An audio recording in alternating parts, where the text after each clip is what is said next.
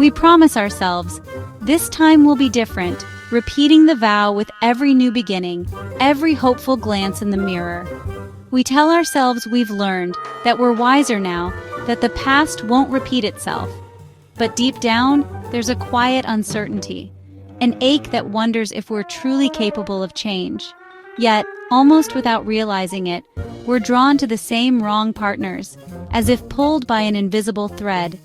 We watch others find happiness and wonder why we keep ending up in the same painful patterns, feeling left out of the love we crave. Despite our longing for kindness, stability, and genuine connection, we're magnetized by the familiar chaos of emotional unavailability. It's not that we want drama, but the unpredictability feels like home. This isn't foolishness, it's deeply human, rooted in the stories we've carried since childhood. Our hearts follow old maps drawn in childhood, shaped by the love we received or didn't. The echoes of our earliest relationships guide us, often without our conscious awareness, toward what feels familiar, even if it hurts. If love once meant chasing attention or surviving drama, calmness can feel foreign, even dull. The peace we say we want can seem suspicious, as if something is missing. We may even sabotage healthy connections, mistaking comfort for boredom. Take Sarah, a confident professional who excels at work but keeps dating unreliable men. She's not unlucky. She's unconsciously replaying her childhood dynamic with an absent father, seeking validation from those who can't give it. Her adult relationships aren't new stories, just new chapters in the same old book. Each partner is a different character, but the plot remains unchanged, looping back to the same unresolved longing. We confuse anxiety for excitement, mistaking the rush of uncertainty for passion. The butterflies in our stomach aren't always love. They're sometimes the flutter of old fears. And the relief after a fight, that sweet sense of reconnection, can feel like intimacy. But it's often just the calm after a storm we've come to expect. Breaking the cycle starts with a brave question. Is this love, or just the echo of a familiar wound? Are we choosing connection, or simply repeating what we know?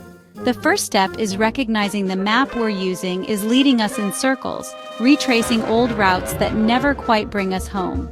Only then, with awareness and compassion, can we begin to chart a new course. One that leads not to the comfort of old wounds, but to the possibility of real, lasting love. Our earliest years quietly shape our understanding of love, long before we can even put words to the feeling. In those first moments of life, we absorb the world through the warmth of a parent's embrace, the gentle tone of a caregiver's voice, or sometimes the absence of both. These early experiences become the silent architects of our hearts, laying down the first blueprints for how we will seek, give, and receive love as we grow. Even as toddlers, we're learning. Through every smile, every frown, every moment of attention or neglect, what it means to be loved, valued, or overlooked. These lessons are etched into us, long before we can define them. The affection, patience, or indifference of our caregivers becomes the foundation for our future relationships. If we're met with warmth and consistency, we come to expect safety and trust from others. If love is unpredictable or withheld, we may learn to chase after it, or believe we must earn it through our actions. When love is steady and reliable, we grow up seeking comfort and security, naturally gravitating toward relationships that feel safe and nurturing. But if our early environment was filled with conflict or unpredictability, we might find ourselves drawn to drama, or feeling as though love is something we must constantly strive to earn. Take Mark, for example. Always the caretaker, he's instinctively drawn to partners in crisis, mirroring the role he played as a child, comforting an overwhelmed mother.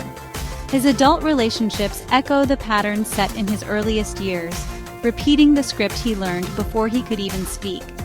But our past doesn't have to dictate our future. We're not doomed to repeat old patterns forever. The first step is understanding where these blueprints came from and how they continue to influence us. Without this awareness, we risk wandering through life, repeating the same mistakes, lost at sea without a compass to guide us toward healthier shores. By examining our emotional blueprints, reflecting on our childhood experiences and the scripts they've written for us, we begin to see the invisible threads guiding our choices in love and connection. This self-awareness is the first crucial step in drawing a new, healthier map for our relationships. It gives us the power to choose differently, to rewrite the story we've been handed. With intention and understanding, we can set a new destination, one that nurtures us, supports our growth, and breaks the cycle of old pain. By understanding our past, we empower ourselves to create a future filled with healthier, more fulfilling love, one that honors who we are and who we hope to become. The unavailable partner is magnetic, always just out of reach. We chase them, believing their affection will prove our worth, but the real pull is internal. Their distance matches our own insecurities. If we doubt our lovability, we're drawn to those who confirm it by withholding love. Maria spends years hoping distant men will commit, mistaking the chase for love. The rare moments of closeness keep her hooked, but protect her from true vulnerability. The chase distracts from her own fears of intimacy and rejection. To break free, we must ask, what need is this pursuit fulfilling? The solution isn't to win them over, but to invest in our own self-worth. When we validate ourselves, the allure of the unattainable fades. The real prize is our freedom from the exhausting cycle. Freud called it repetition compulsion, our urge to replay old wounds, hoping for a new ending. This drive is often invisible, quietly shaping our choices and relationships.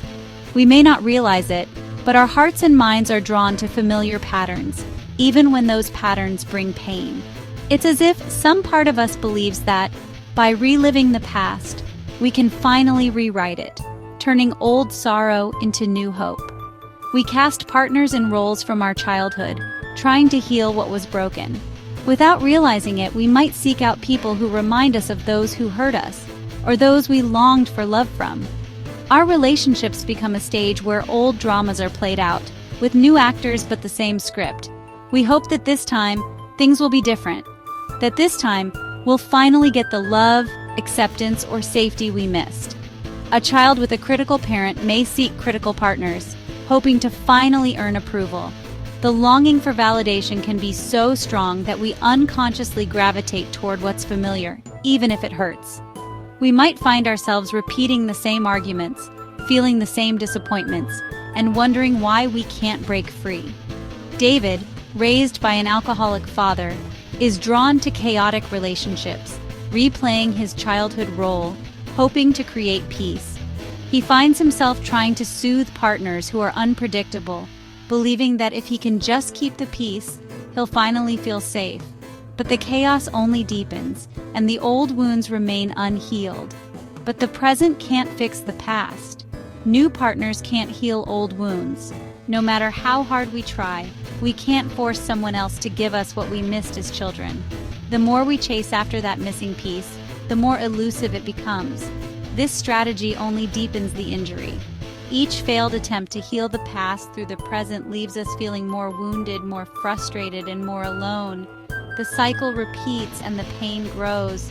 The way out is recognition, bringing unconscious patterns into the light. When we become aware of these hidden drives, we can begin to make new choices. We can start to see our partners for who they truly are, not just as stand-ins for people from our past. We must see we're trying to fix an old story and give ourselves permission to stop. It's okay to let go of the hope that the past can be changed. Instead, we can focus on healing ourselves in the present. Healing comes from giving ourselves the validation and safety we missed. We can learn to nurture our own hearts, to offer ourselves the compassion and understanding we longed for. This is how we begin to truly heal. We can end the reenactment and choose partners for who they are, not who we hope they'll heal. Real connection is possible when we're no longer trapped by the past, but free to love and be loved in the present. Awareness is the first step to breaking the cycle. When we understand our unconscious drive to fix the past, we open the door to real change, deeper healing, and more authentic relationships. The myth that love can fix someone is seductive but dangerous. We see potential in flawed partners, believing our love will transform them. Playing the rescuer feels noble, but it's often about our own need to feel valuable. Fixing others distracts us from our own growth and issues. Emily supports starving artists, hoping her love will spark their ambition, but ends up exhausted and unappreciated. She's in love with their potential, not their reality. The truth: we can't change another adult. They must want to change themselves. Real love is accepting someone as they are, not as a project. The urge to fix is a red flag. The real work is understanding our own need to rescue. Healthy relationships are built on partnership, not saving. We often mistake intensity for intimacy, confusing drama with real connection. The roller coaster of fights and reconciliations creates an addictive high fueled by stress and relief. Our brains crave the chemical rush, making calm relationships seem boring. Alex and Jessica's relationship thrives on drama, but their connection is fragile, built on relief, not trust. They're addicted to the cycle, surviving rather than thriving. To break free, we must unlearn the link between drama and love. True intimacy is found in quiet safety, not loud conflict. It's the confidence of knowing someone has your back, not the thrill of making up. Real passion endures quietly, like a deep river, not a crashing wave. Choosing peace over chaos is the path to lasting love. Intimacy is about vulnerability, not volatility. Fear of being alone drives many to settle for the wrong partner. Society equates partnership with success, making solitude feel like failure. This fear clouds judgment, making us overlook red flags and accept less than we deserve. We rationalize bad behavior, clinging to relationships to avoid loneliness. James, after divorce, rushed into a mismatched relationship just to fill the void. The relationship wasn't about love, but about avoiding solitude. The antidote is learning to enjoy our own company and build a fulfilling life alone. When we're whole, we choose partners who add to our lives, not complete them. We stop settling and start seeking relationships from a place of strength. True partnership is a choice, not a cure for loneliness. Breaking the cycle of wrong choices starts with radical self-awareness and strong boundaries. It's about becoming the architect of your love life, not a victim of old patterns. Self-awareness means honest reflection, journaling, therapy, or asking tough questions about your needs and values. Boundaries protect your well-being. They're not walls, but fences that honor your needs. Saying no to unclear intentions or unhealthy arguments is an act of self-respect. Boundaries require valuing your peace over others' approval. Self-awareness identifies what matters, boundaries enforce it. Together, they empower you to make conscious, healthy choices. The process is slow, but it's the only way to stop repeating the past. Healthy love starts with honoring your own worth. Understanding why we choose the wrong person is a journey back to ourselves. Our patterns are learned, not destiny, and they can be unlearned. By bringing them to light, we reclaim the power to write a new story. Imagine a love that feels like home, a sanctuary, not a battlefield. Real love is built on respect, shared values, and emotional safety. It's about being your authentic self and feeling celebrated. Change comes from small, consistent acts of self-love and courage. When we heal and value ourselves, our attractions shift. The love we seek outside is a reflection of the love we cultivate within. Choose a love that allows you to flourish, starting with yourself.